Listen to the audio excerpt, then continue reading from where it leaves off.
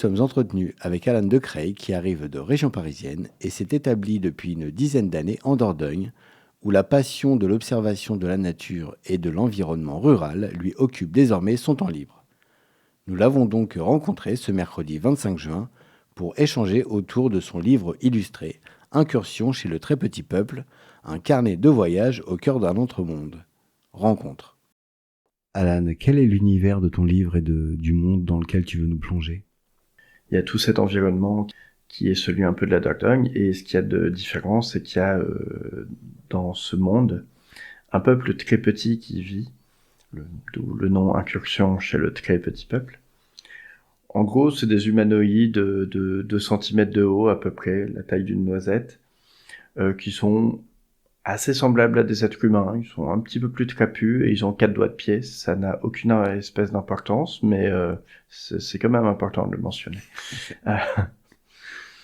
Et du coup, ils ont une façon de vivre qui est très proche de la nature, où ils construisent leur maison dans des champignons, en sculptant l'écorce des arbres, ils chevauchent des insectes, Ils parlent le langage des fourmis ?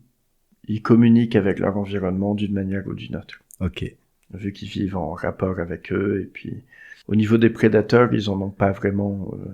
Des insectes qui peuvent être prédateurs ont tendance à pas les attaquer. Je sais pas trop pourquoi, mon personnage non plus, mais ils sont protégés, ils ont l'air d'être bien acceptés et bien inclus dans leur environnement.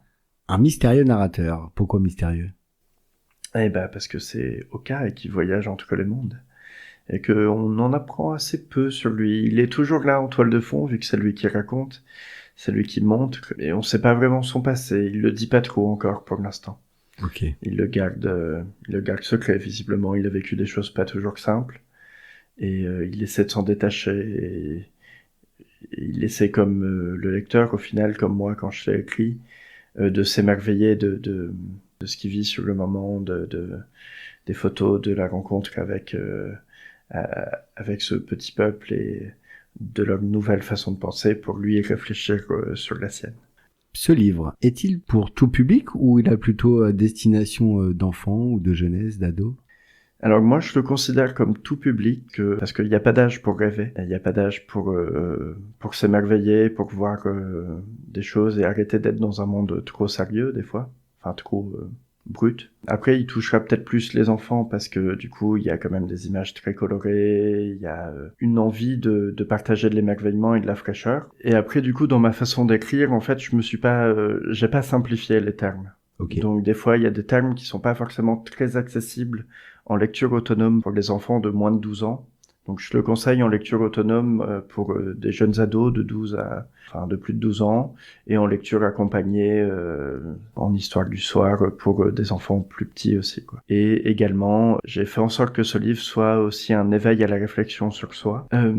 Oui, du coup, j'ai conçu ce livre aussi pour qu'il parle aux adultes, parce que c'est toujours bien quand il y a deux niveaux ou plusieurs niveaux de lecture dans un livre ou dans un film. Et du coup, ça amène à la réflexion, c'est ce que tu disais, c'est Et un peu du coup, philosophique, quoi, finalement. Du coup, il y a plein de réflexions où, en fait, mon personnage, mon narrateur, qui est un peu mon alter ego, va, lui, réfléchir sur des choses en voyant la manière de vivre de ce peuple. Par ce biais-là, par le fait que lui réfléchisse sur lui-même en les observant, le lecteur aussi, j'espère en tout cas, va réfléchir sur lui-même et sur sa vie, sur son rapport avec l'environnement, son rapport avec lui-même, comment s'accepter, comment évoluer un peu dans notre vie, quoi. Quel est le rapport avec la nature que tu voudrais faire tendre à avoir avec le lecteur ? Bon, je suis quand même assez écologiste sur les bords. Alors, j'ai vécu pas mal de temps dans les milieux alternatifs et au contact très rapproché avec la nature et en la défendant même à certains moments.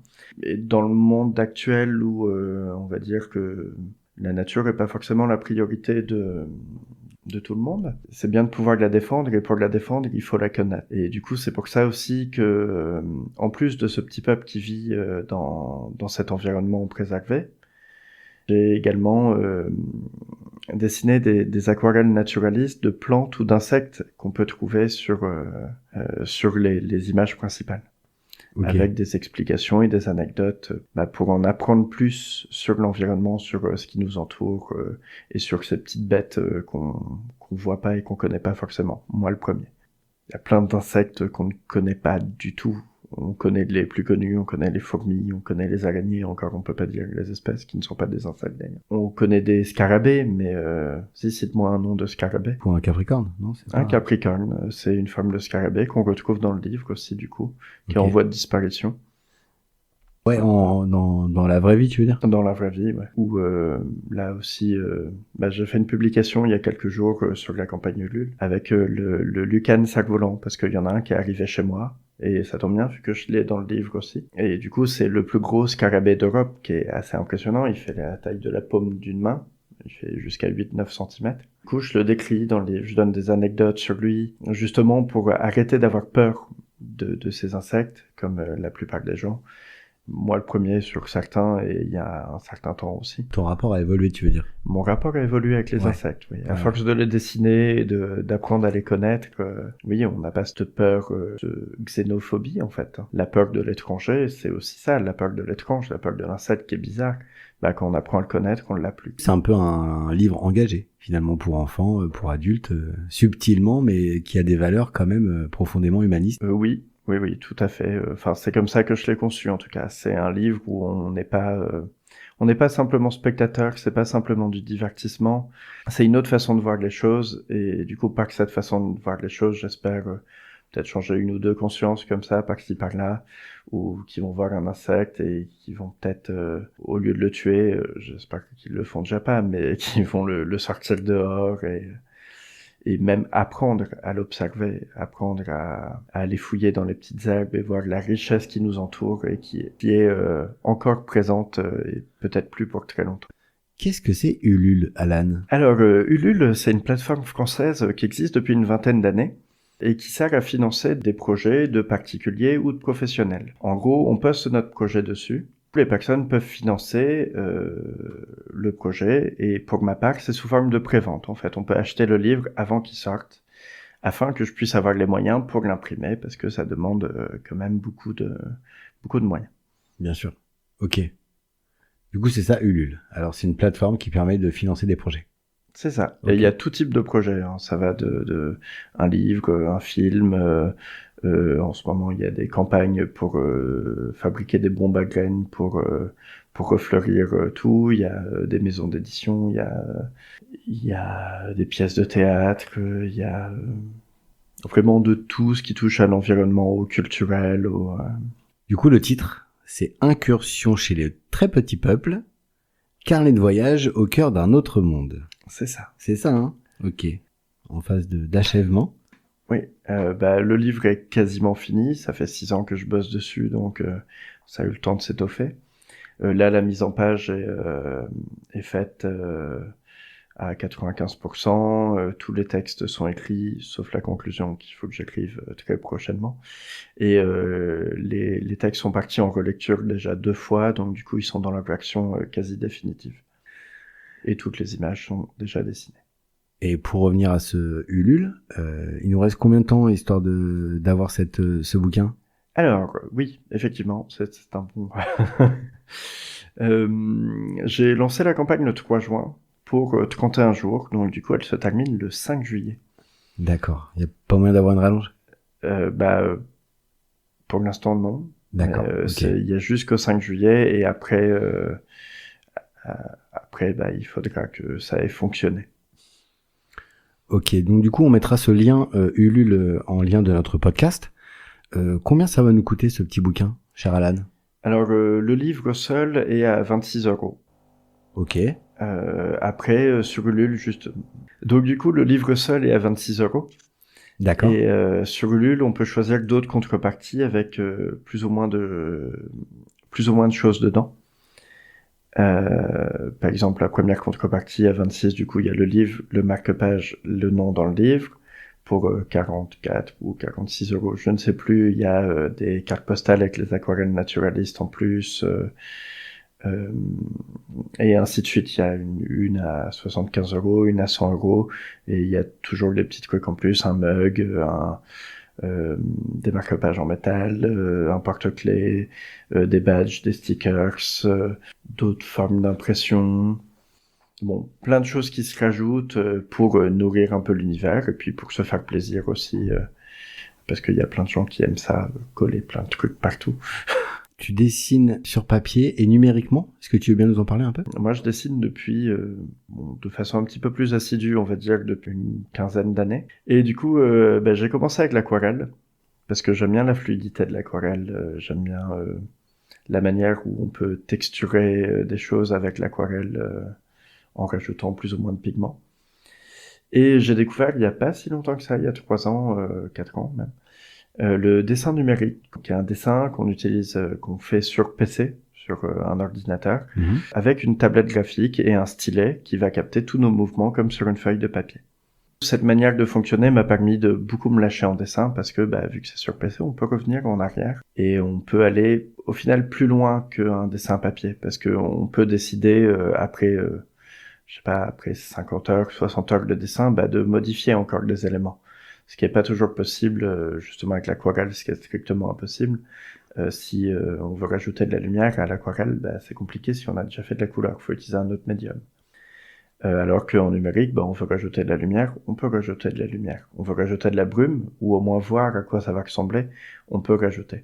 Et du coup, ça donne d'autres possibilités, ce qui en fait un médium assez unique dans la pratique du dessin et qui demande tout autant de compétences que d'autres façons de faire. Tu arrives à superposer l'aquarelle avec le dessin numérique? Là, ils sont pas faits dans le même dessin, mais au début, oui. Là, il y a des dessins à l'aquarelle que j'ai numérisés. Ok. Et après, il y a du dessin numérique. Et après, au début, j'ai testé le mélange aquarelle numérique. Ok. C'était pas toujours. D'accord, ok. C'est pas ouf, quoi. Ça peut. Faut apprendre à le faire, quoi. Ok. C'est du boulot. Ouais. D'accord. Puis je suis assez autodidacte, donc du coup, je vogue dedans. Je nage, et puis je trouve des choses qui me plaisent, et puis je les mets en avant, je les découvre, et puis j'en fais quelque chose, quoi. Ok. Merci. Est-ce que tu veux rajouter quelque chose? Alors, qui concerne le livre et qui concerne l'environnement, parce que je ne crois que j'en ai pas parlé de l'environnement du livre, les mondes autour du livre. Ok. Où en gros, le livre est raconté par un narrateur, qui est mon alter ego, Oka. Faut que je parle de lui quand même. Et c'est lui qui va se voyager, c'est lui qui voyage de monde en monde. Et ce livre, c'est le premier monde qui va sortir en format papier. Même si j'ai fait d'autres dessins que je vends déjà sur mon stand. Du coup, c'est le premier pas vers plein d'autres mondes, plein d'autres façons de voir les choses, qui laisse une liberté créative assez grande, de pouvoir passer d'un monde à l'autre, de pouvoir raconter une histoire ou une autre. Par exemple, là, j'ai une autre collection, un autre monde, qui est une revisitation du Périgord aussi, voyage en Périgord imaginaire. Avec des images avec le château de Bourdeil, avec des dragons, avec la cathédrale de Périgueux et des griffons, avec plein de dessins comme ça. J'ai un autre monde qui se passe dans un univers un petit peu inspiré de l'Atlantide, où ils vénèrent un dieu oiseau qui a des plumes qui sont très symboliques pour les gens qui y habitent. Et un autre monde qui est encore en cours de préparation aussi, où dans un univers sous-marin, il y a un artiste, c'est un univers sous-marin d'inspiration steampunk, où il y a un artiste qui a des visions de la surface où ils ne peuvent plus aller et qui en fait des vitraux. C'est une porte d'entrée dans mon univers que j'ai cristallisé il y a pas mal d'années et où j'essaie de créer un tout cohérent, une harmonie entre toutes ces choses autour de mon personnage qui voyage. Et qui a du coup fait ce carnet de voyage dans ce monde à la rencontre du très petit peuple. Quelle est la méthode pour qu'il puisse changer de monde? Alors, il joue de la flûte. J'ai pas encore trop conceptualisé le truc. Mais en gros, il joue de la flûte et avec les mélodies qu'il joue, avec comment il entend le monde où il veut aller, il s'y déplace. Ok. Ça ouvre un portail et il passe dans ce portail. Sa flûte est peut-être faite d'un bois un petit peu particulier aussi. Puis du coup, il sait jamais vraiment où il va tomber. Mais il y va quand même parce que il l'a quitté chez lui il y a très très longtemps et que il sait plus y retourner. Pour l'instant. Pour l'instant.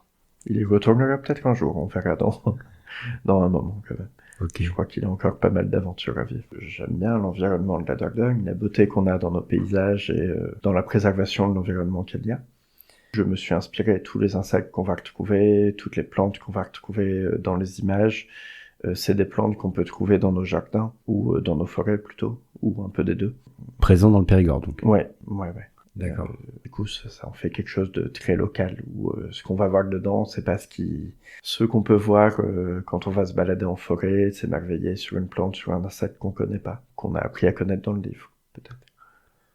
Est-ce que ce Oka pourra voyager dans le temps? C'est possible. C'est possible. Disons qu'il voyage dans l'espace, et l'espace étant un petit peu lié au temps, c'est pas impossible qu'il voyage dans le temps aussi. Se retrouver avec les Cro-Magnons du Périgord. Ça pourrait.